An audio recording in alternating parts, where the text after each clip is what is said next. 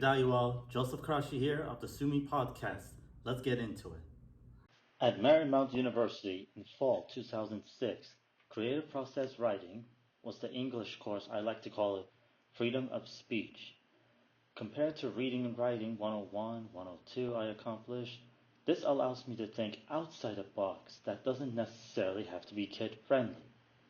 In fact, it's a foreshadowing that I got into script writing and filming at master's program.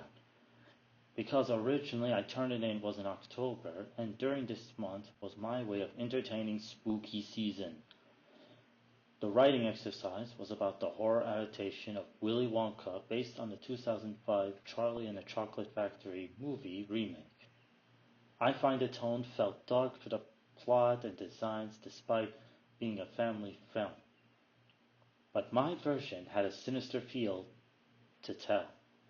Please forgive me if my story gives nightmare and may ruin your childhood for those, including myself, as a child who watched Willy Wonka and the Chocolate Factory.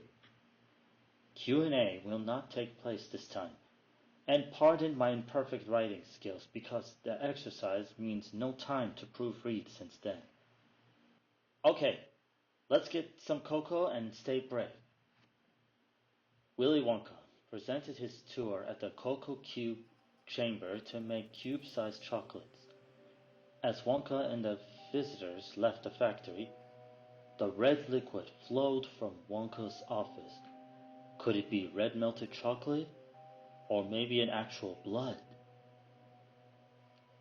6 years later, the selected winners were all awaited to meet the man who owns his chocolate factory, Willy Wonka. He wears a very dark purple suit, a claw-like pointy ring on his thumb, baby blue eyes, mysterious smile, and his skin is as pale as Dracula or Merlin Manson. After he welcomed 5 contest winners, there was a female biker who shot Wonka's hat, but no injury. The voice shouting out in anger, then riding away, "Damn you! Damn you, Wonka, to bloody hell!" Moving on, the tour begins with the model lagoon filled with the flood of chocolate milk instead of water. Charlie's grandfather, a fellow guest, saw something in the pool. Looks like an eyeball, a human eyeball.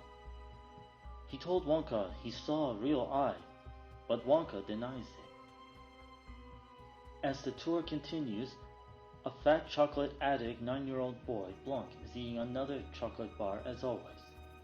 Blanc's 16-year-old goth sister, Kat, is hiding somewhere private to sniff some cocoa-flavored coke, as in cocaine, for pleasure. Both siblings are suffering bizarre visions in their heads. Visions of the kids screaming, unknown sinister laugh. Zoom in the wrinkled face of an unknown man and the 4 corpses lying on the ground. Both siblings also cause them to shake. Blanc vomits from the cocoa, and Kat is bleeding from her eyes until they both die at the same time while their eyes remain open. While the crowd witnessed the Loompas carrying dead Kat, only Charlie saw dead Blanc, and the Loompas covered him in the blanket. He decided to keep it a secret. Wonka continues his tour in a positive mood instead of mourn for the young one's death. The next tour, Wonka presented the surveillance room monitored by the highly trained cats. The whining, spoiled Arab-American girl named Lima was determined to touch the employee cats. Wonka tried to warn her it's off limits, but Lima doesn't give a damn. By one touch on one of the cats, all the cats growled and immediately mauled Lima as she cried for help, but nobody's helping her. While the cats continued to attack Lima, she suddenly had a strange vision. A shadow character holding a Hershey kiss, and the blood drips to the ground. The cat stopped and Lima survived on the other hand. Next, something bothers Wonka. His body is shaking. as he watches Nima in pain. Lupus transfers her to the infirmary. Wonka stepped out of the room without a word. While he's weak, he went somewhere private as his face changing into wrinkles. And inside his mini jar are the Hershey Kisses. Before he ate the kisses, the red chocolate was bleeding from his mouth and eyes and nostrils. After he ate the 3 kisses, bleed slows down to heal, and the wrinkle turns smooth again. He's clean, healthy again. He's ready to continue the tour with the remaining visitors. What will I do next?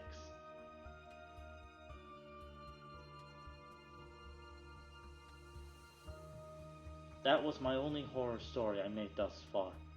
Perhaps someday I will be writing a set of scary stories worth entertaining.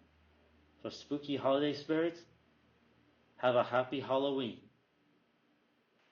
Thanks for listening or watching if you're on YouTube. Remember to hit like, subscribe for future contents. Cheers!